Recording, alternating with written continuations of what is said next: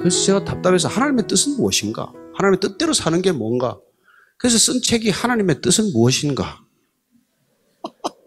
9가지 키워드로 정리했어요. 거룩하라. 거룩하라. 세상과 구별되라. 돌아오라. 내게로. 세상으로 그만 계속 가지 말고. 나를 알라. 서로 사랑해라. 그죠? 하나 되라. 하나 되라. 그 다음에 이 사도 바울을 통해서 항상 기뻐하라. 쉬지 않고 기도하라. 모든 일에 감사하라. 이게 하나님의 뜻이에요. 무슨 일을 하는 게 여러분들이 하나님의 뜻이 아니라. 그리고 우리의 중심이 하나님을 향해 있으면 무슨 일이든 하나님의 일이 돼요. 그러나 교회라는 공간 안에서 여러분들이 하더라도 나를 더 의식하면 그건 하나님의 일이 아니라 내 일이란 말이에요. 이걸 혼동하면 안 돼요. 하나님의 이름을 빙자해서 얼마나 하나님의 뜻과는 먼 일을 하기에 세상이 이렇게 우리를 조롱하는 때가 되었냐는 것이죠. 그래서 정말 여러분들이 하나님을 알아야 되는 게, 하나님을 아는 것, 그걸 그렇게 중요하게 말씀하고 계시죠. 네. 이분이 의사였어요. 뭐 지금도 의사입니다. 네. 평생 그렇게 막 환자를 보고 그렇게 한 거는 하나님의 일을 한 거예요? 내 일을 한 거예요? 하나님의 일이라고 생각합니다. 근데 이게 믿음이 중요한 거예요. 내가 하나님을 위해서 하고 있다는 어떤 믿음이 있어야 되는 것이고, 그 믿음이 자의적인 믿음이 되지 않으려면 내가 그렇게 한 일들이 그 사람에게 생명이 되고 기쁨이 되어야 되는 거예요. 나는 하나님의 일을 했다는데 그 사람 매일 스트레스를 받고 있어. 그건 아니잖아요. 나는 나대로 열심을 다했는데 그 사람이 내가 한 일로 인해서 살아났느냐, 소위 말해서 생명이 증진되었느냐, 이게 하나님의 일을 이렇게 판단하는 중요한 바로미터가 되는 것이죠. 전 제가 이렇게 믿는 중요한 이유 중에 한 가지는 예수님 마태복음 25장에 다시 오셔가지고 평가하실 때, 야, 너 참 날 위해 좋은 일 했구나 그랬더니, 우리 그런 거 한 적 없는데요? 그랬을 때 내 형제 중에 지금 그렇죠. 그 작은 자의 한 것이 내게 한 것이다. 그 예수님의 평가를 받았던 그 사람은 사실 자기가 그렇게 예수님 위해서 일했다는 생각조차도 없이 했다는 뜻이잖아요. 어린아이에게 물 한 그릇 떠주는 거, 목마른 사람에게 물 한 잔 베푼 게 하나님의 일이고, 제가 지금 이 시간에 우리 안 목사하고 둘이 앉아가지고 설교를 열심히 하는 건 어떻게 보면 하나님의 일보다는 내 일일지도 몰라요. 그냥 주일날 4번 설교해야 되니까. 그죠? 일정에 맞춰서. 그래서 예수님께서 저 같은 사람한테 설교를 하신 거예요. 너 말이야, 지나가다가 강도 만나가지고 피투성이 된 사람이 있어. 근데 너 같은 목사는 다 지나가고 성가대 찬양한다고 지나가고 교회 안 다니는 사람이 그 사람을 돌보았어. 아시겠어요? 그러면 도대체 그 강도 만난 자에게 진정한 이웃은 누구야? 누가 하나님의 친구야? 누가 하나님의 일을 한 거야? 이렇게 물으신 거나 마찬가지 아니에요. 제가 여러분 아침에 9시에 설교해야 되는데 오다가 누가 차 태워달라면 태워주겠습니까? 그냥 올 거 아니에요. 그러면 내 일을 하러 온 거예요? 하나님의 일을 하러 온 겁니까? 그래서 우리가 자칫하면은 일에 빠져 있으면서 하나님은 빠지고 일만 하면서 하나님의 일이라고 착각하기 쉬운 것이죠. 이게 가장 심한 게 사실 저 같은 종교인들이란 말이에요. 그래서 예수님께서는 저 종교인들 제발 닮지 말아라.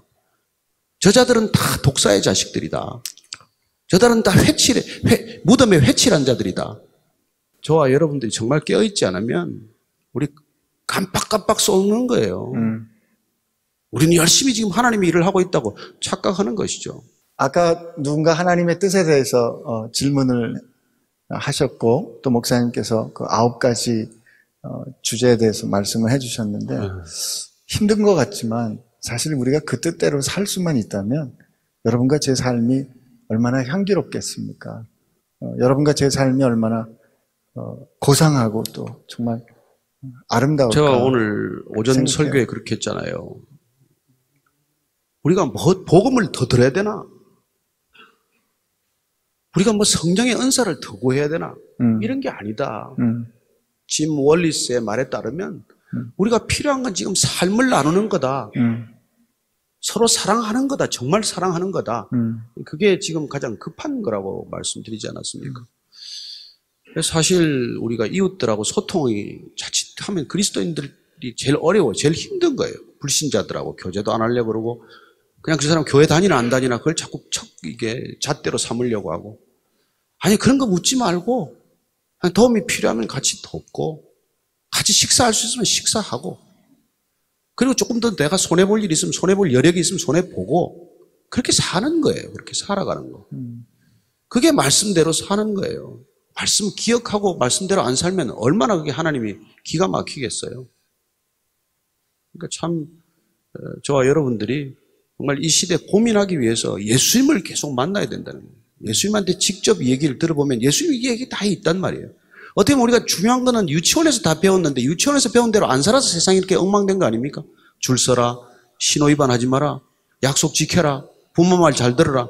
이것만 잘해도 우리가 다 문제 없는데 나중에 무슨 기하학 배우고 대수 배우면 뭐합니까? 세상을 이 지경으로 만들어놨는데. 성경도 마찬가지예요. 예수님께서 산상수훈에 다 가르쳐줬어요. 첫 설교에 다 가르쳐줬습니다.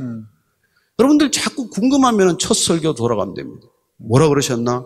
바쁘면은 5장, 6장, 7장 읽어보면 됩니다.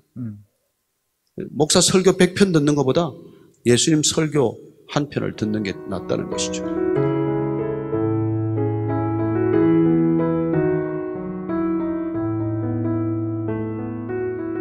여러분들에게 이렇게 몇 가지 안전장치를 주셨어요. 첫 번째는 성경이죠. 두 번째 성령님이시죠. 그 다음에 믿음의 사람들입니다. 검증이 되고 크로스 체크가 돼야 돼요. 내 뜻인지 하나님의 뜻인지. 첫째는 말씀에 비춰보면 뭐 있습니다. 원수를 사랑하라고 말씀하셨기 때문에 원수를 미워하는 건 내 뜻이에요. 하나님 뜻 아니잖아요. 거룩하라고 했는데 내가 불결한 짓을 한다, 뇌물 받는다 하면 그건 하나님 뜻 아닌 거죠. 뭐. 그거 뭐 어렵습니까? 두 번째는 성령의 내적 증거예요. 내 안에 계신 그 성령님께서 우리를 자꾸 불편하게 만드십니다. 기도할수록 해도 불편히 안 가셔요. 내 뜻 아닌 것이죠. 내 뜻이죠. 하나님의 뜻은 기도할수록 편안해져요. 편안해집니다. 떠나기로 사표를 내기로 결정했는데 계속 마음이 편해져. 그러면 하나님께서 떠나라는 뜻이죠. 뭐. 근데 사표를 내려고 했는데 계속 불편해. 그럼 하나님께서 여기 좀 더 있으라는 것이죠. 그건 뭐 그렇게 어렵지 않습니다. 세 번째는 이제 믿음의 사람들, 기도하는 사람들, 신앙의 선배들, 이런 사람들이 있어요. 어떤 때는 주일 설교가 그 답이 돼. 어떤 때는 누가 준 책이 그래요. 어떤 때는 성경 간증 테이프에 그 답이 있어요. 하나님께 여러분들이 전심을 다해 물으면 반드시 대답해 주십니다.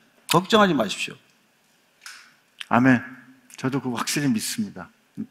제 인생의 아주 결정적인 순간에 하나님 그렇게 가르쳐 주셨기 때문에. 그리고 그냥 진짜 간절히 기도하면 결국은 하나님 가르쳐 주시더라고요. 이게 제가 원하는 건지 아니면 하나님 기뻐하시는 건지 가르쳐 주시더라고요. 다만 진짜 우리가 하나님, 근데 그때 결심은요, 결국은 하나님이 뭐라고 하시든지 들을게요. 그게 중요한 키 같아요. 아니면 왜냐면 내 생각 붙잡고 있으면 우리가 진짜 기도 못하는 이유는 혹시 이거 하나님이 아니라 그럴까 봐 기도 안 하는 거거든요. 내가 이거 A라는 거 하고 싶은데 하나님이 너 B다. 그러면 꽝 되는 거니까 기도 잘 안 하려고 그러거든요. 그 생각 내려놓을 때까지 하나님 기도하게 하시는 것 같아요.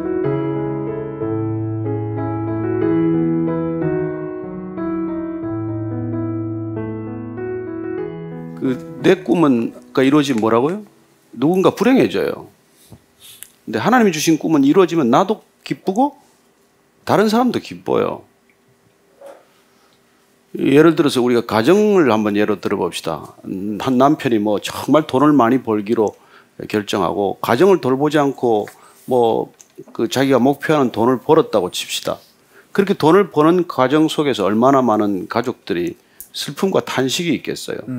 인간의 꿈은 하나가 이루어지면 희생되거나 그렇게 고통이 따른다는 것이죠. 근데 하나님의 꿈은 이루기 위해서 내가 고통을 겪어야 돼요. 그러나 많은 사람들에게는 회복을 갖다 주고 그야말로 생명을 선물로 준다는 것입니다. 성경의 가치는 생명에 있어요. 성경은 돈을 얘기하지 않습니다. 권력을 얘기하지 않아요. 인기를 말하지 않습니다. 성경이 말하는 가치는 딱 하나예요. 생명입니다. 그리고 생명과 사랑은 동의어라는 것을 말씀해 주고 있어요. 사랑이 꼴 생명이죠. 그래서 서로 사랑하라고도 말하고 정말 영생이라는 가치를 끊임없이 우리에게 말씀해 주고 있는 것이죠. 육신의 생명은 죽습니다. 언젠가 죽겠죠. 그러나 죽지 않는 생명에 관한 얘기, 그게 영원한 사랑의 얘기, 동시에 성경 얘기라고 하는 것이죠. 그래서 우리의 개인적인 꿈보다는 나는 여러분들이 정말 하나님의 꿈을 담게 되기를 바라는 것입니다. 구분이 되겠죠? 알 것 같기도 하고, 그죠? 네. 근데 안 목사님이 뭐 알 것 같기도 하고 이 정도 되면 곤란한데 문제가 심각한데. 둘이서 이게 죽이 맞아야 되는데 이게 잘 안 맞는 것 같아요. 목사님, 우리가 이제 요셉, 저는 목사의 아들이잖아요. 그러니까 어렸을 때부터는 요셉같이 되라, 요셉같이 되라. 근데 요셉같이 되는 게 꿈이 되는 건가? 아니면 요셉은 사실 애굽의 총리 되는 게 그 꿈은 아니었잖아요. 그렇죠. 그 주어진 상황에서 하나님 앞에서 어떻게 내가 하나님께 어떻게 합당한 사람으로 살까를 살아내다가 그 결과가 총리가 된 거고, 그리고 그 총리가 된 이후에 돌아보니까 하나님이 나를 이렇게 보내신 게 이렇게 하나님의 뜻인 걸 알게 된 것처럼 우리는 자꾸 이렇게 내가 뭐가 되는 거를 하나님 앞에 이렇게 꿈을 추구하는 것처럼 저는 그런 것 때문에 그런 게 혹시는 좀 우리가 헷갈리는 게 아닌가, 제가 헷갈려서 그랬나 이렇게 생각해요. 근데 오늘 목사님 말씀 들으면서 하나님께서 주신 꿈은 나만이 아니라 누군가 다른 사람을 품는 게 꼭 있는 거구나, 이런 그 생각을 하게 됐어요.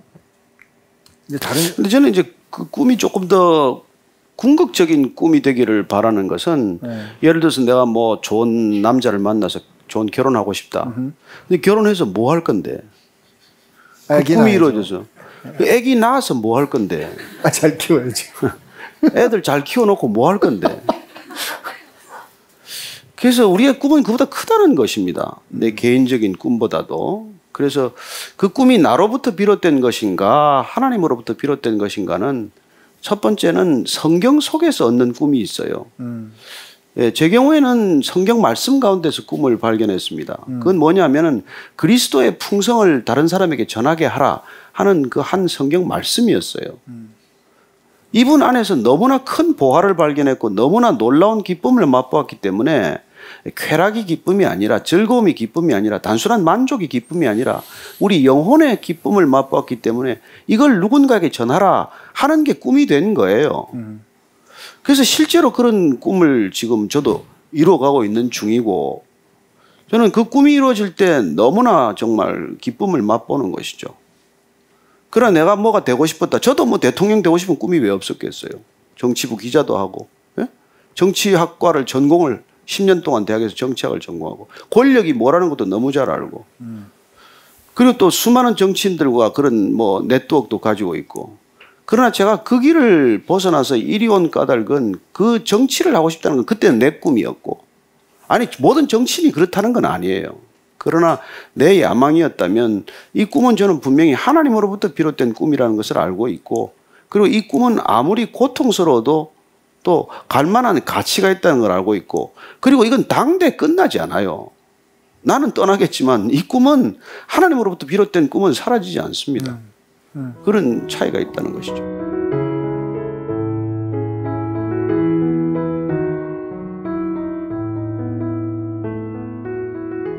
여러분, 하나님의 일은 기준이 있다고 하네. 아까 내가 믿는 것이 하나님의 일이라고 말씀드렸죠. 믿음으로 하는 일은 하나님의 일이에요. 그러나 믿음이 없이 하는 일은 무슨 일을 했건 내일 한 거죠. 근데 그럼 믿음이란 뭐냐? 믿음이란 내 안에 신념을 말하는 게 아니에요. 믿음이란 내가 불변하는 대상과 맺고 있는 관계를 말하는 것이죠. 그분과 흔들리지 않는 관계 속에서 하는 일은 하나님의 일이 되는 거예요.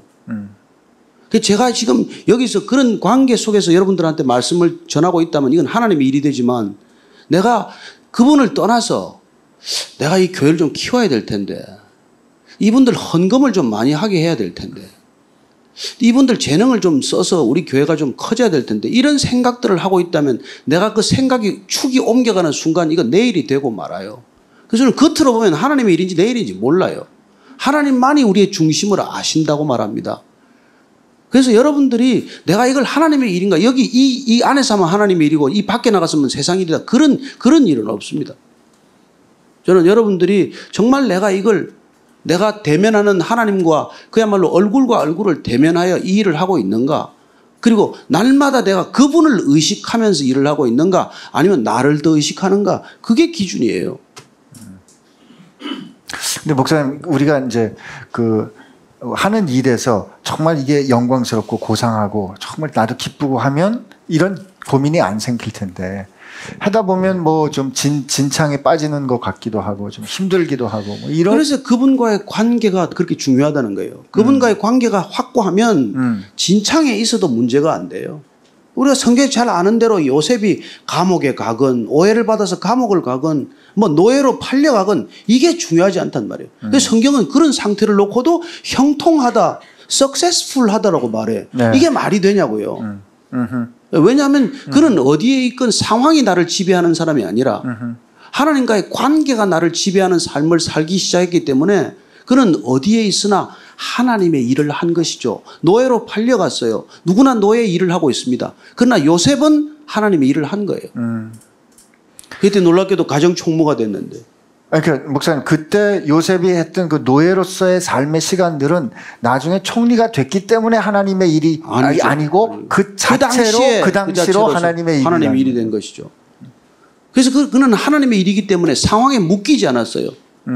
여러분들이 요셉이면 어떻게 하겠어요? 첫째, 탈출한다.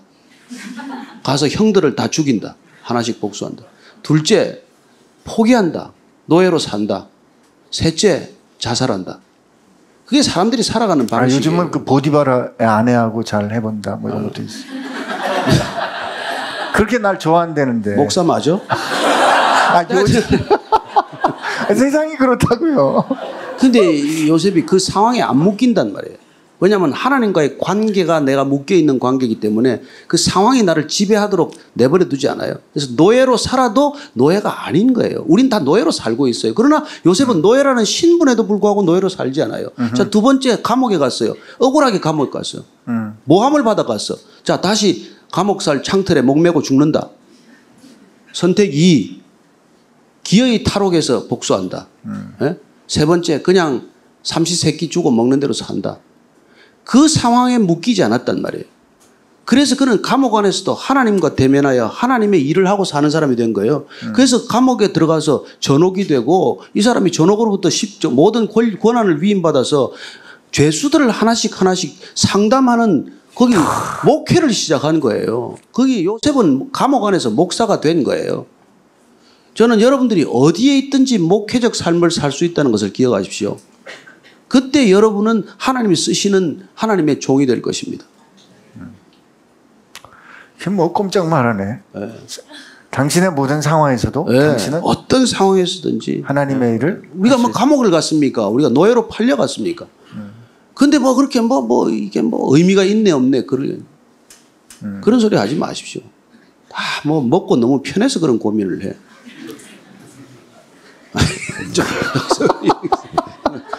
이만하는 게 좋겠습니다. 네네. 좀 더 오늘 여기서 그만하는 게 좋을 것 같아요. 저도 오늘 뭐 많이 잘리기도 하고.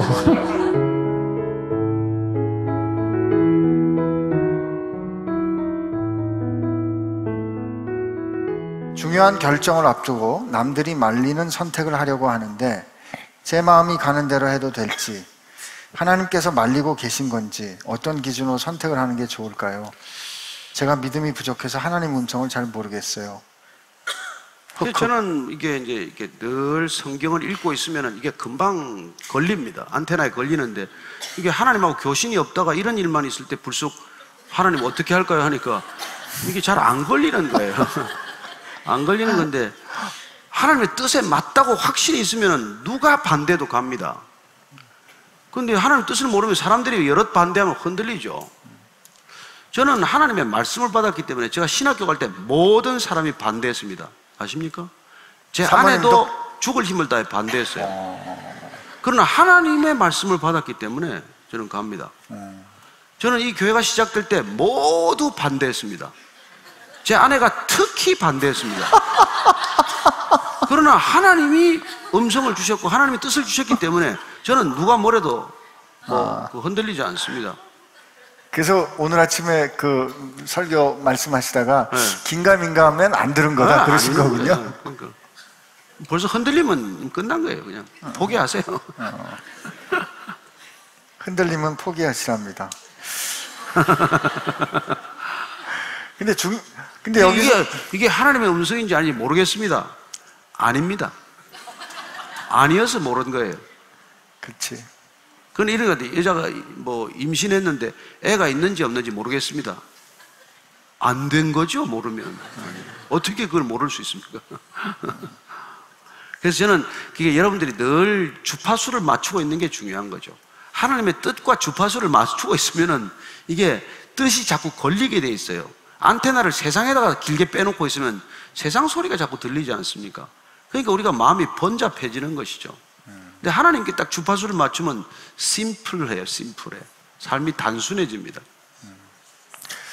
저는 그 하나님의 뜻하고 관련해서 우리가 하나님의 뜻은 하나님께서 주시는 거기 때문에 항상 큰 일이라고 생각할 수 있잖아요. 근데 작은 일에 하나님의 뜻에 순종하는 이런 경험들이 좀 필요하지 않을까 싶어요. 그렇죠. 오늘 그 말씀, 형제와 이렇게 연합하고 동거하는 게 어찌 그리 선하고 아름다운지요.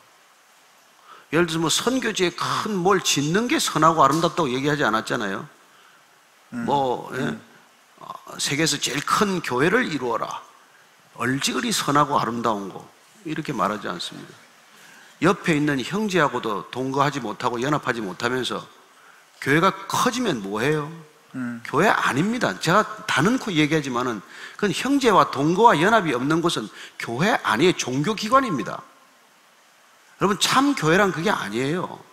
그죠? 한숨은 왜 쉬어? 아니, 두 가지 뜻인데요. 좀 위험하다. 근데 인정할 수밖에 없다. 저는 목회란 형제가 되고 이렇게 자매가 되는 일이에요. 그래도 이 교회가 형제 자매 교회인 거 아시죠? Brothers and Sisters in Christ. 우리 No Ministry Church다. 우리는 하나 되는 게 목적이란 말이에요. 서로 사랑하는 게 목적이란 말이에요. 그게 하나님의 일이에요. 무슨 뭐 내 야망을 포장해 가지고 뭐 하는 게 이건 하나님의 일이 아닐 수 있다는 것이죠.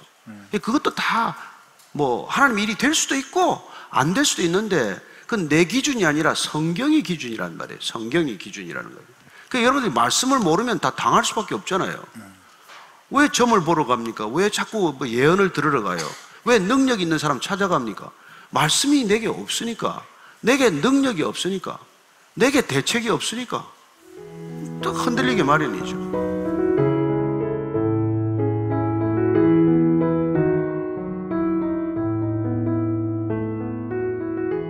하나님이 각 개인에게 주신 소명은 어떻게 알 수 있을까요?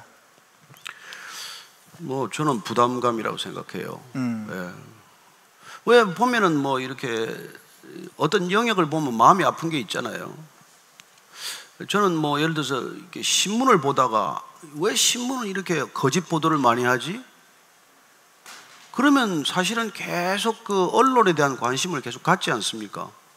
저는 그러다가 언론인으로 가게 됐는데, 그리고 뭐 어떤 사람은 여러분, 저는 이번에 남아공 그 선교 대회 때문에 갔다 왔는데 3번째 갔다 왔어요. 그러나 물론 초청을 해서 가기는 가지만은 남아공이 와서 밟히거나 그러진 않아요. 가슴에 담기지 않습니다. 그거 선교사들을 위해서 기도도 하고 이렇게 해야 되겠지만, 그러나 어떤 사람은 단 한 번만 갔다 왔을 뿐인데, 아니 어떤 사람은 텔레비전에 지나가는 그림을 보았을 뿐인데 그 땅이 가슴에 닿아서 우리 아까 도노 마리아처럼 우즈베키스탄 땅을 놓고 아버지의 마음 저런 작곡을 하고 노래를 부르기 시작하면 가야 되는 거죠. 갔다 왔거든요. 갔다 와서 그 마음을 담고 저런 노래가 나오지 않습니까? 그런데 우리 같은 사람은 우즈베키에 갔다 왔어요. 저는 갔다 왔는데 뭐 그 이상한 음식 먹은 거나 생각이 나고 그게 다르단 말이에요. 전혀 다르단 말이에요. 네. 그러나 저는 제가 SNS를 보면 왜 이런 것밖에는 메시지가 없지? 왜 성경적인 메시지는 안 흘러가지? 이런 부담감 때문에 제가 10년간이나 아침마다 매일 페이스북에다가 무슨 트위터에다가 글을 올리는 그거는 제 능력이 아니에요.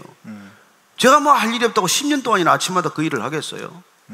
그런 부담감이 소명이란 이 말이에요. 그건 하나님의 부르심이 없으면 절대로 못합니다. 사흘도 못해요. 그래서 여러분들이 어떤 일을 할 때 그 일이 지치지 않고 하게 돼 있어요. 소명이면. 피곤하기는 뭐가 피곤해요? 하나님의 불러서 하는 일이, 기뻐서 하는 일이라면. 근데 뭐 할 때마다 짜증이 나고 할 때마다 하기 싫다 그러면 빨리 그만둬야죠. 그 일 안 해. 그 일 하다가 그럴 때 또 십자가 진다고 말을 해요. 아이고, 십자가도 좀 나름이죠.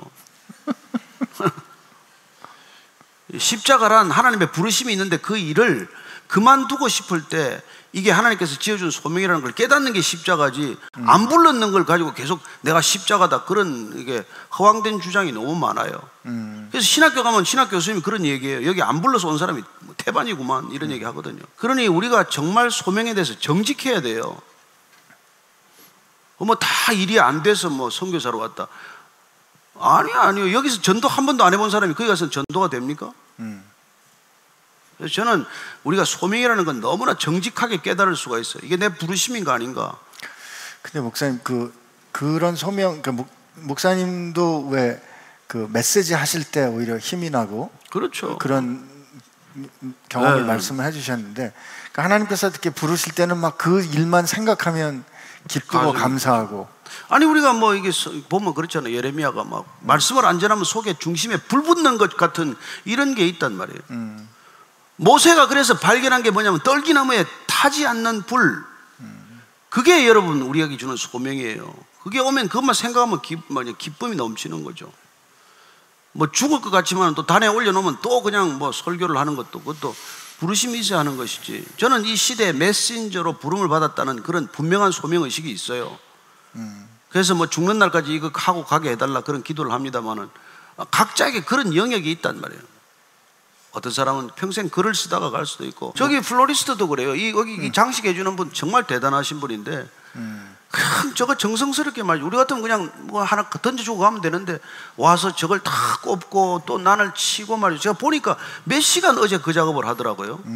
제가 너무 참 감동했는데 같이 기도도 하고 이랬습니다만, 하나 일을 하는 것도 보면 소명받은 사람인지 아닌지 여러분 일하는 태도 보면 모르겠어요. 건성으로 하거나 남의 사람 눈치 보고 하고 하는 채 하고, 그거 안 하는 게 낫지 그걸 뭐하러 해요. 그러니 정말 여러분들이, 이 젊은이들이 많이 오지만은 하나님의 부르심이 어딘지를 정확히 받아야 돼요. 그게 정치일 수도 있고 그게 돈 버는 일일 수도 있고 그렇잖아요. 저는 아까 예술에 대한 질문이 나와서 그런데, 예술에 정말 이렇게 마음이 막 끌린다 하면 저는 정말 어려운 선교지에 하나님이 부르신 거가 아닐까 이런 생각 해보고요. 그 영역에 정말 하나님의 그 거룩한 메시지를 능력 있게 흘려보낼 수 있는 그런 부르심을 위해서 열정을 가지셨으면 좋겠다는 생각이 들고, 목사님께서 지금 막 부르실 때 막 가슴이 동당거리고 하는 그게 저도 개인적인 경험이 있는데, 그 우즈벡 갔다 와가지고 우즈벡 가고 싶을 때요, 처음에 저도 우즈벡 갈 때 우즈베키스탄 이 발음 잘 못했어요. 우즈 뭐 이랬는데, 그 갔다 와가지고 그 땅에 가고 싶으니까 누군가 뭐 우즈벡 뭐라 그러면 막 속에서 막 화가 나는 거예요. 저 대학 나왔다면서 우즈베키스탄도 모르나 막 이러면서, 그게 무슨 상관이 있겠어요. 근데 저한테 그런 그러니까 논리도 아니고 그냥 뭐라고 설명할 수 없는 그 정말 마음의 끌림 같은 게 하나님께서 주셨던 것 같아요.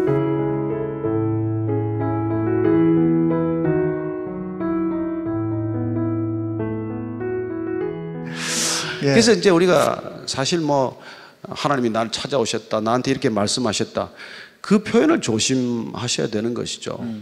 그래서 성경이라는 기준이 있는 겁니다. 그게 성경에 일치된 말이어야 한다는 것이죠. 하나님께서 성경과 다른 말씀하시지 않습니다. 그러니까 그 말씀이 여러분들이 저 사람이 하나님 말씀을 들었다는데 그게 사실인지 아닌지를 분간하려면 여러분들이 성경이라는 기준을 가지고 있어야 해결이 되는 것이죠.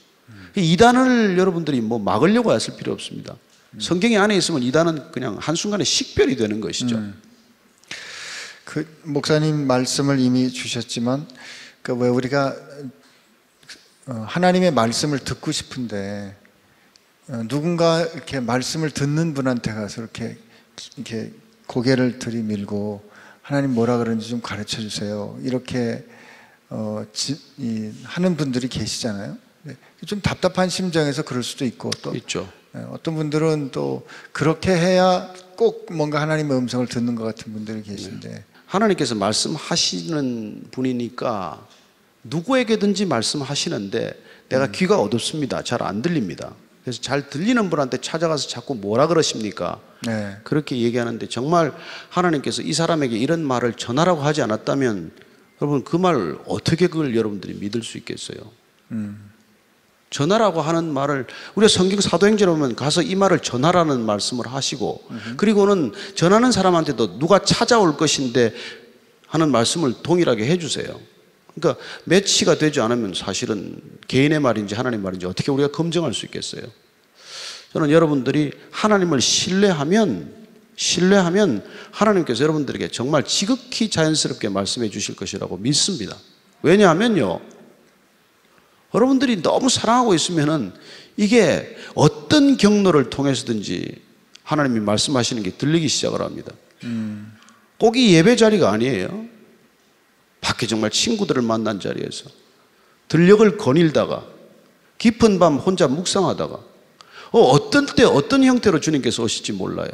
그래서 저는 여러분들이 하나님께 집중하는 훈련을 차라리 하라는 것이죠. 그게 여러분들 이렇게 말씀을 묵상하는 시간들이에요.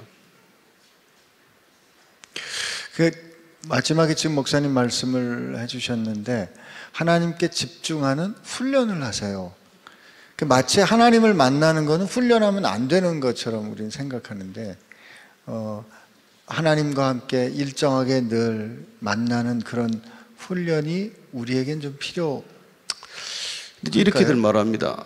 하나님은 언제든지 만날 수 있는 분인데 근데 이제 시도 때도 없이 찾아와서 만날 수는 있어요. 근데 하나님은 정기적으로 만나는 걸 좋아하십니다. 시간 약속하고 제가 세브란스 병원에 시도 때도 없이 찾아가면 만나줍니까? 안 만나주죠. 네, 불편하죠. 네. 저는 약속하는 걸 우리가 소중하게 생각해야 한다는 것이죠.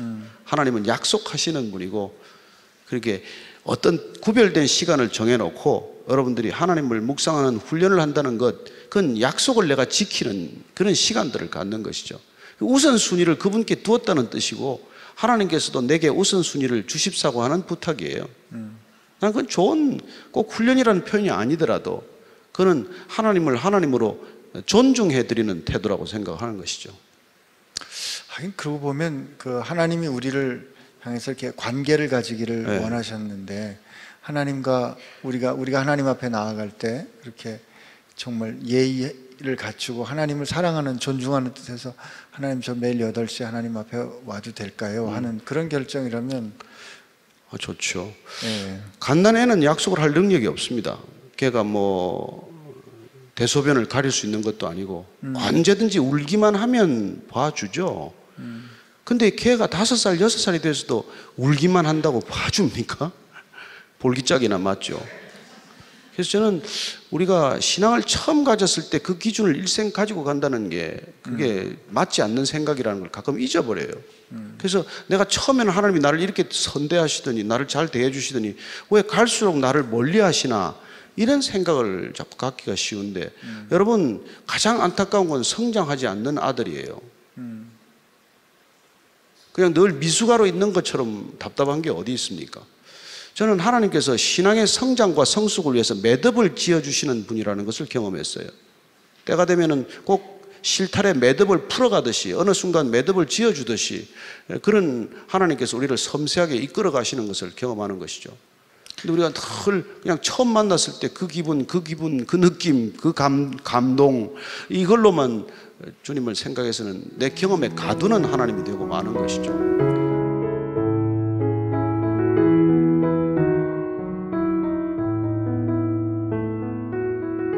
우리가 피조물이라는 존재를 기억하는 한에서는 무한대 자유를 받았다고 믿습니다.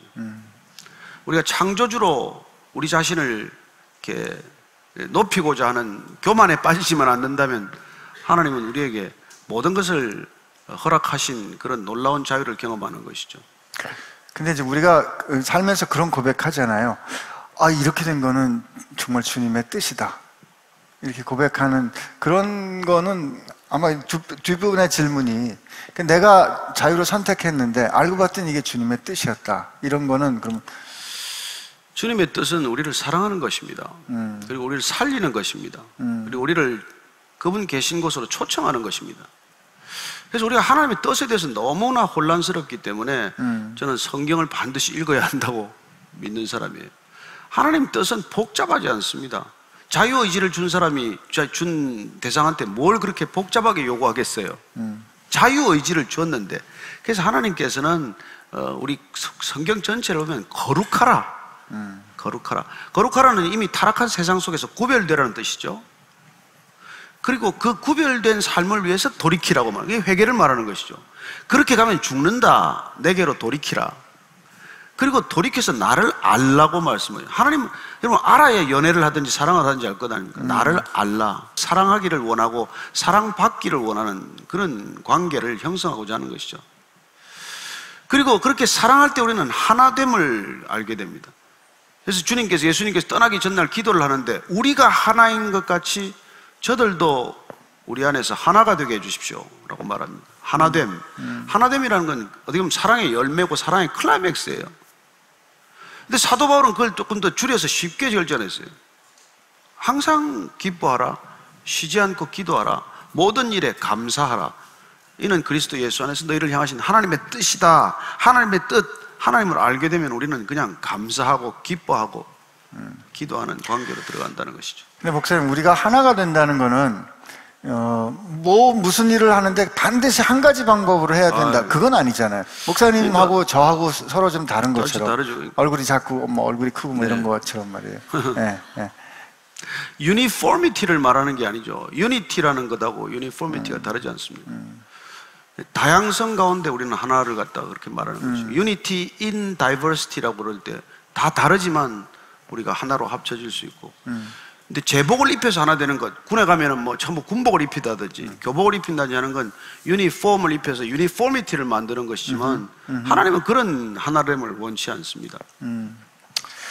저는 제가 확실히 믿기는, 하나님 사랑하는 뜻에서 우리가 좀 부족한 결정을 내려도 하나님 그 부족한 결정을 언제나 완전하게 만들어주시는 능력이 있다고 믿습니다.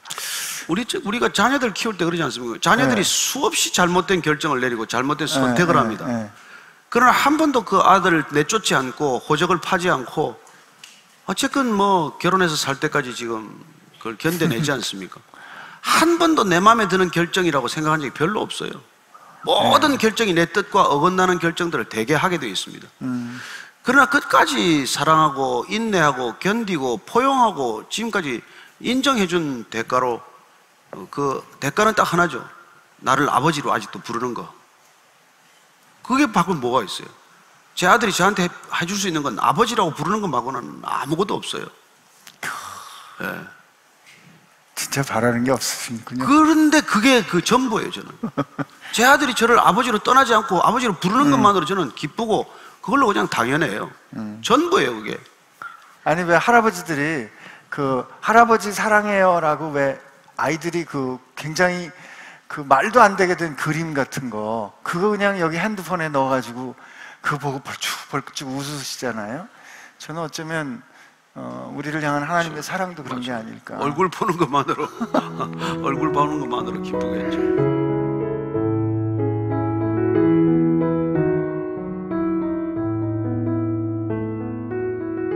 하나님의 음성을 들었다면서 주위 사람에게 이래라 저래라 하는 사람이 있습니다. 어쩔 때는 맞는가 싶게 하다가도 때론 저건 아닌 것 같은데 하는 생각이 들기도 합니다.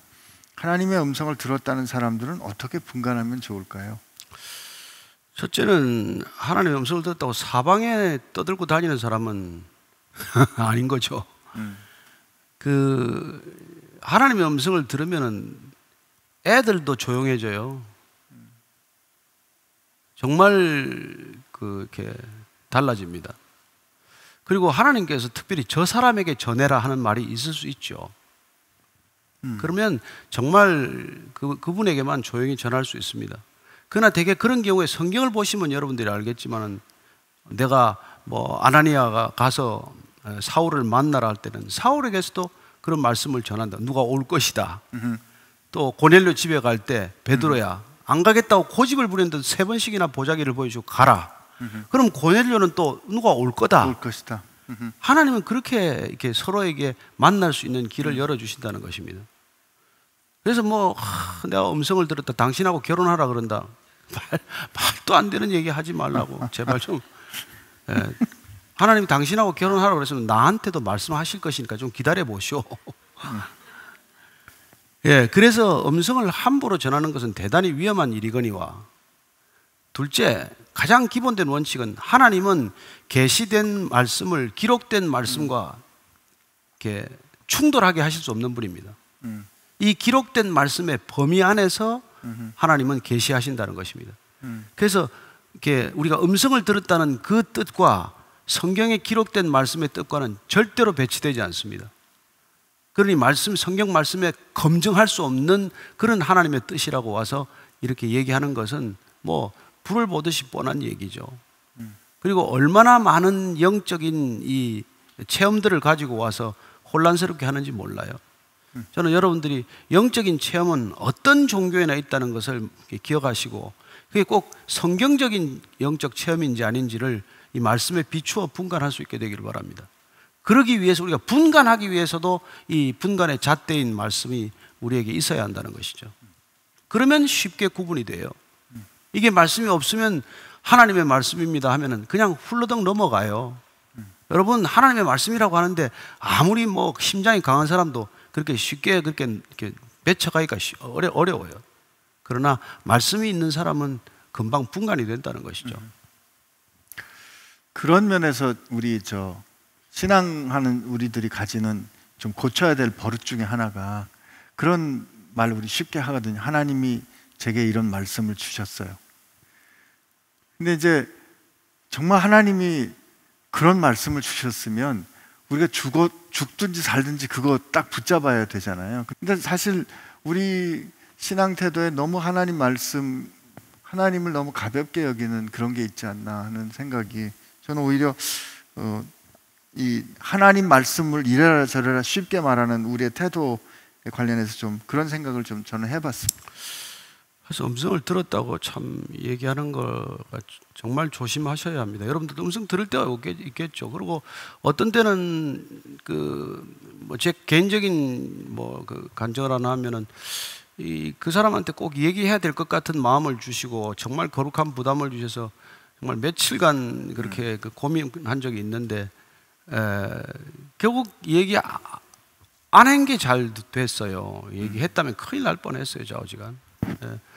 전혀 상황이 다른 상황으로 전개되는 걸 보았고, 그래서 뭐 이렇게 누구에게 말씀을 전하고 싶은 생각이 간절하더라도 조금 더 말씀을 비추어 본다든지 더 기도하면서, 정말 하나님께서 그렇게 정말 베드로처럼 가기 싫을 때 보자기를 하루에 3번씩이나 보여주시면서 가라고 할 때가 있으니까, 하나님의 뜻이면 반드시 이루어지게 되어 있어요.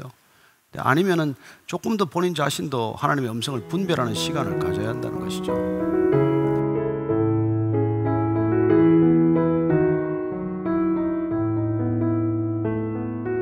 엘리 제사장이 영적인 눈이 무뎌진 것처럼 저 역시 영적으로 둔해져 죄 가운데 살고 있는 것조차 깨닫지 못할 때가 있을 텐데, 이때 깨닫고 죄를 돌이킬 수 있는 방법은 없는 건가요? 엘리 제사장처럼 되지 않기 위해 알고 있어야 할 방법 혹은 비법이 있을까요? 이미 저는 신앙의 비법이라고 말하는 표현을 좋아하지 않습니다만은, 여러분, 우리가 날마다 지금 성경 통독반을 통해서 성경을 읽고 있는데, 제가 제대로 읽는지 안 읽는지 한번 요새 저녁마다 일주일에 한 2번 통독반을 위해 순례를 해보면은 잘 안 읽고 계세요. 사실 많은 분들이, 읽는 분들도 많으시지만 여전히 안 읽는 분 많습니다. 저는 이렇게 성경을 읽고 그 말씀이 나한테 응하는 그 말씀을 붙들고 하루하루 살게 되기를 바랍니다. 다른 비법이 있는 것이 아니라 그 말씀이 내게 정말 다가왔을 때 하나님이 다가온 거란 말이에요. 정말 여호와가 여러분 목자 맞습니까? 그러면 부족함이 없어집니다. 그게 그냥 다윗이 읊은 게 아니잖아요. 하나님이 나와 함께 하신다. 그러면 여러분 이상하게도 부족감, 결핍감, 불안감 이런 것들이 사라지게 돼 있어요. 그런 것들이 하나님과 동행하는 것이죠. 저 사람은 불안할 수밖에 없는데 왜 불안해하지 않지? 이게 신앙의 어떻게 보면 비밀 아닙니까? 비밀. 저는 저와 여러분들이 정말 하나님의 말씀을 하나님의 대면한 것으로 믿으시기 바랍니다. 그래서 내가 소리내서 읽는데 하나님의 음성으로 들리는 때가 있어요. 내 소리를 분명히 들었는데 환청인가? 뭐 그럴 수도 있겠죠. 그러나 하나님께서는 정말 우리가 간절히 하나님을 구하라, 내가 전심으로 찾고 찾으면 내가 너를 만나리라 약속해 주시지 않았습니까? 어떻게 만나시겠어요? 말씀 아니고서는. 저는 또 한편으로는 우리가 신앙한다는 게 어떤 교리나 어떤 생각에 대해서 우리가 동의하는 것이 아니라, 우리가 신앙한다는 것은 인격이신 하나님을 믿고 따르는 매우 인격적인 관계라는 걸 기억하는 게 필요할 것 같아요. 그래서 신앙한다는 것은 그분을 더 알고 깊이, 오늘 목사님 말씀해 주셨던 것처럼 하나님을 아는 은혜, 그 은혜가 굉장히 중요하지 않을까 싶어요.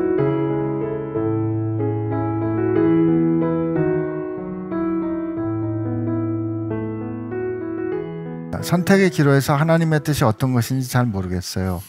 하나님의 뜻이 아닌 선택을 할까봐 두렵습니다. 만약 잘못된 선택을 했다면 하나님이 함께 하시지 않고 저주받는 건가요? 하나님의 뜻을 모르는 까닭은 하나님이 이미 말씀하신 게 이 성경이라고 하는 특별 계시예요. 왜 성경을 읽냐면 하나님의 뜻이 기록된 말씀이기 때문에 그래요. 성경을 쭉 읽어나가면 하나님의 뜻은 너무나 뚜렷해요. 구약 전체를 통틀어서 거룩하라, 나 여호와가 거룩하니 거룩하라, 호세아를 통해서 나를 알라, 그런 게 하나님의 뜻이에요. 예수님께서 제자를 부르셨습니다. 나를 따르라, 사람을 낚는 어부가 되게 하겠다, 하나님의 뜻이에요. 바울을 통해서 말씀하십니다. 항상 기뻐하라, 쉬지 않고 기도하라, 범사에 감사하라. 이게 그리스도 예수 안에서 너희를 향하신 하나님의 뜻이다. 뭐 가르쳐 주는데 뭐가 모를 게 있어요. 근데 우리는 그 뜻을 놓치고, 제가 이 집으로 이사 가는 게 하나님 뜻입니까? 저 집으로 가는 게 있었 뜻입니까? 이런 거를 자꾸 물어요. 그거는 형편대로 가세요. 에? 전세금에 따라 다르지 할 수 있습니까? 그거는 뭐 어떡하겠어요. 그리고 조금 뭐 먼데 있어도 다닐만 하면 다니는 거고, 방 2개짜리가 필요한데 뭐 조금 멀다 하면 그걸로 가는 거고, 방 하나짜리라도 가까이 있어야 되겠다면 가까이 있는 거고, 뭐 그런 거죠. 그러니까 자꾸 하나님의 뜻을 어디서 물으려고 하는지 저는 그게 답답하다는 거죠. 하나님의 뜻은 하나님을 위해 묻는 거지 나를 위해 묻는 게 아니에요. 내가 어떻게 되는 게 중요해서 자꾸 하나님의 뜻을 묻지 마세요. 하나님이 중요해서 하나님의 뜻을 물어야지, 내가 중요해서 하나님의 뜻을 물으면 그건 그리스도인의 길이 아니에요. 그건 이방인의 길이에요. 저는 그게 이 복음과 타 종교를 분간하는 이게 중요한 이 갈림길인데, 우리는 다른 이방인들의 생각, 이방 종교의 생각을 가지고 복음에 들어와서 자꾸 복음의 능력을 희석시키는 일을 하고 있단 말이에요. 그래서 이 시대 기독교가 무슨 영향력이 있어요? 가장 다른 사람들한테 손가락질 받는 그런 종교 나부랭이가 되고 말았죠. 왜 기독교가 종교 나부랭이입니까? 사랑이고, 빛이고 생명인데 이게 왜 종교냐고요. 그 여러분들이 이 착각에서 안 깨어나면은 계속 하나님의 뜻을 물어요. 이 여자가 뜻입니까? 저 여자가 뜻입니까? 아니, 안 오겠다는 자를 데려와서 뭐 어떻게 살 건데? 그게 참 그냥 하나님의 뜻이 무엇인지를 계속 묻고 있으면 하나님 봐서 때를 따라 배우자를 주실 거 아니에요. 넌 이 뜻을 위해서라면 이런 여자가 필요하겠구나, 이런 남자가 필요할 거야. 그래서 붙여주면 그러면 뭐 아름답게 살면 되지. 괜히 뭐 사진 보고 이 사진 닮은 여자가 좋나? 저 사진, 이런 짓을 하니 정말 뭐가 빗나가도 단단히 빗나간 거죠. 뭐라고 제가 말씀드렸어요? 내 뜻이 중요하지 않단 말이에요. 내 뜻을 확인하기 위해서 하나님의 뜻을 묻지 말란 말이에요. 그건 종교 일반이 하는 일이에요. 종교 일반이 하는 일이에요. 아니, 저는 목사님께서 이렇게 열받으시는 이유 중에 한 가지가, 제 식구로 좀 해석을 해보면, 하나님의 뜻을 여쭙는 우리들 속셈에는 뭐가 있냐면, 하나님 뜻대로 순종했으니까 하나님이 책임져 주세요 하는 게 있지 않나 싶은 거죠. 내가 결정하고, 왜 그 성경에도 하나님의 뜻에 따라 순종했는데 고난을 겪어내는 그런 모습들 많이 우리는 보면서도 우리는 하나님의 뜻대로 순종하면 하나님이 그냥 편안하게 해주시겠지 하는 그 책임을 하나님께 돌리고 싶은 그런 마음이 우리한테 있는 건 아닌가. 그래서 저는 목사님께서 자꾸 내 뜻을 그렇게 하나님의 이름으로 확인하려고 그러지 말라고. 저는 여러분들 그 말 알아듣죠? 내 뜻은 지금 골프 치러 가는 거예요. 내 뜻을 꺾었으니까 이러고 있지. 내 뜻은 그냥 번듯한 건물 하나 갖는 거예요. 남의 건물에서 예배 드리고 싶지 않아요. 그런데 하나님의 뜻이 뭔가를 자꾸 묻기 때문에 이렇게 고생스러운 일을 하는 거예요. 아시죠? 다윗이 말이죠. 블레셋 갈 때 이게 안 물어봤어요. 왜냐하면 하나님이 너 할 거 알거든요. 거길 왜 가니? 그 대답이 나올 게 뻔하기 때문에 안 묻고 생각하다가 이 길을 택해요. 결과는 뭐예요? 또 죽을 뻔하고 개방신당하는 거죠. 그 무슨 블레셋 아기스한테 나는 당신의 종입니다. 그런 소리 왜 하게 됐어요? 하나님의 뜻을 안 묻고 자기 생각대로 하다가 생긴 일이에요. 근데 하나님 버렸냐? 안 버리죠. 그리고 그 뜻을 돌이켜서 하나님의 길로 가게 하십니다. 그러나 그 시차 동안 안 겪어도 될 고생을 이제 겪게 되는 거죠. 저는 여러분들이 하나님의 뜻을 따라 결혼을 하거나 직장에 가면은 훨씬 고생 덜 합니다. 로스가 줄어들어요. 아니면 로스가 많아집니다. 단언컨대. 그러니까 내 뜻을 너무 고집하지 말란 말이에요. 참 보면 뭐 다 자기 뜻대로 배우자를 구해가지고 데려와가지고 말이죠. 어제 제가 요새 주례를 이제 하다 보니까 오면은 저 얼마 못 살겠는데 보인단 말이에요. 이 얘기하면 듣습니까? 안 듣습니다. 하나님이 만나게 해주셨대. 아이고 참. 아니요. 주기도문 왜 외웁니까? 왜? 거기 내 뜻을 구하는 게 어디 있어요? 예? 주기도문. 주기도문을 가지고 기도를 확정을 하면 돼요. 예? 하늘의 뜻이 이루어지게 하소서. 그 한 절만 가지고 1시간 기도할 수 있어요. 아버지의 뜻이 이루어지기를 원합니다. 내가 날마다 아버지의 뜻을 확인하게 도와주십시오. 아버지의 뜻이라면 불순종하지 않게 해주십시오. 아버지의 뜻을 붙들고 살아가는 기쁨을 알게 해주십시오. 그것만 가지고 하루 종일 기도해도 기도를 한단 말이에요. 그건 내버려 놓고 뭐 그냥 내 버킷리스트만 들고 앉아가지고 저는 그런 게 너무 답답하단 말이에요. 그래서 그리스도인의 기도와 타 종교인의 기도가 하나도 구별되지 않게 만들어 놓은 책임, 그게 어떻게 보면 저 같은 목사들한테 있는 것이고, 여러분들이 성경을 안 읽은 탓이고 그런 거죠. 성경을 제대로 읽었으면 그런 기도 하라 그래도 안 해. 기도가 안 나와요. 그런 기도가. 또 이러면 이제 가가지고 저 목사는 이렇게 막 말을 거칠게 하고 말은 옳은데 기분이 나빠. 뭐 이제 이런 분들이 또 많아요.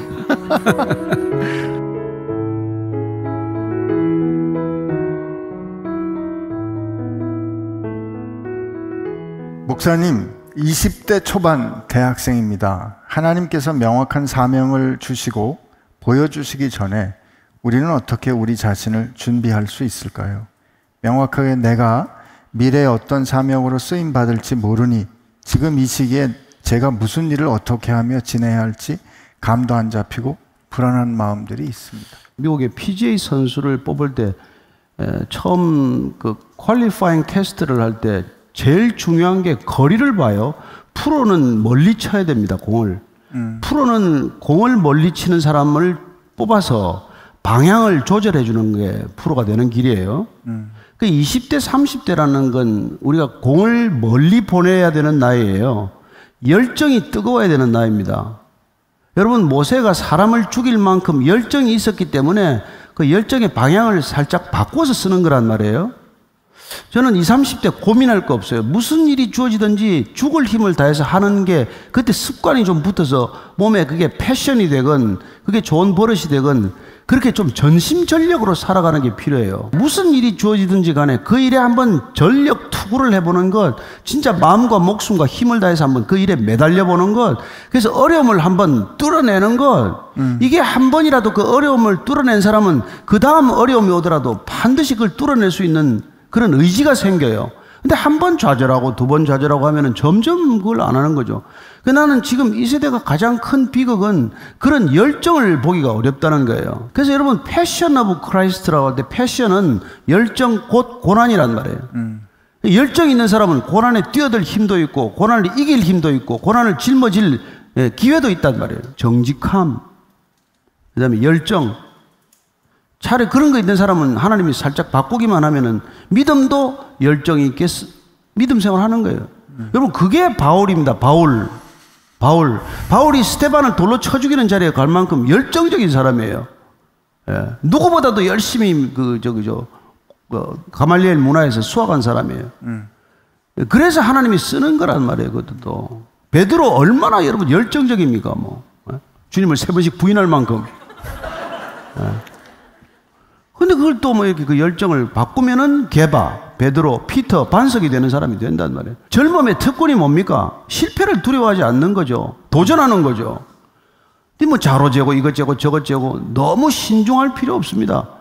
젊을 때는 하나님이 그냥 달려가면 하나님께서 이렇게 미세 조정을 해 주실 거예요. 믿고 그냥 가보는 거죠. 아멘입니다. 예. 20대 초반에 사명 혹은 하나님의 뜻을 알고 싶어 하시는 이유 중에 어쩌면 한 가지는 하나님의 뜻을 알면 그건 이제 보장된 것 같잖아요. 실패할 리가 없다고 생각하잖아요. 맞습니다. 그러나 우리 앞을 살아간 많은 신앙의 사람들이, 신앙의 선배들이 왜 이런 일이 그 당시에 일어나는지 모르고 살았고 견뎌낸 거 기억했으면 좋겠어요. 사도 바울도 왜 주님께서 그렇게 부르시고 난 다음에 한참 자기 고향 가가지고 한 10년 넘게 그렇게 있었잖아요. 썩은 듯이 또 있는 거죠. 네. 짐 엘리어트가 자기 성경에다가 자기 참 일기장에다가 메모를 한 게 26살인가? 영원한 것을 위해서 이렇게 영원하지 않은 것들, 사라질 것들을 버리는 것은 전혀 어리석은 결정이 아니다. 이런 걸 써놓고 말이죠. 결국은 남미 어디에요? 에콰도르인가요? 에콰도르 들어가서 죽은 나이가 몇이에요? 29살에 죽었다요? 뭘 했는데? 아무것도 못했는데 가서 그냥 찔려 죽었는데 총을 가지고 가서 총 쏘지도 안 하고 그냥 창에 찔려 죽지 않았어요. 그러나 그 에콰도르라는 민족 전체를 물론 뭐 나중에 또 아내가 들어가지만 그 민족 전체 하나를 바꾸는 놀라운 일들이 일어나는 것이, 그게 여러분 저처럼 70 먹은 노인네가 갈 힘도 없어요. 에콰도르까지 가다가 순교해. 그래서 주님은 우리를 보내고 싶어 하지 않고 20대를 부른단 말이에요. 20대 30대를. 예. 그게 정치가 됐건 교육이 됐건 뭐가 됐건 하나님께서 젊을 때 부르셔서 그 열정을 쓰시고자 할 때 그냥 순종하고 그냥 달려가는 거예요. 네. 재고 따지고 뭐 이거 여하튼 간에 탁월해야 돼요. 탁월해야 돼요. 그건 나를 위해서 탁월한 게 아니라 하나님이 주신 능력은 탁월합니다. 하나님이 주신 능력으로 하는 일들은 탁월함을 드러내게 돼 있어요. 그건 왜냐하면 열정이 있기 때문에. 그 패션을 오늘 상징적으로 보여준 그림이 가시나무에 떨기나무에 불이 붙었으나 타지 않는단 말이에요. 하나님의 열정은 타서 가루가 되거나 재가 되지 않아요. 하나님의 열정은 꺼지지 않는 불입니다. 그걸 받으면은 죽는 날까지 꺼지지 않아요. 메마른 땅을 종일 걸어가도 피곤치 않을 줄 믿으십시오. 아무리 어려운 상황에도 독수리 날개치듯 새 힘을 주시는 분인 줄 믿으십시오. 그게 믿음이에요. 믿음으로 사는 삶이에요. 그래서 믿음으로 일해야 되는 거예요. 믿음으로 노래 부르고 믿음으로 우리가 지금 뭘 하든지 해야 되는 것이죠.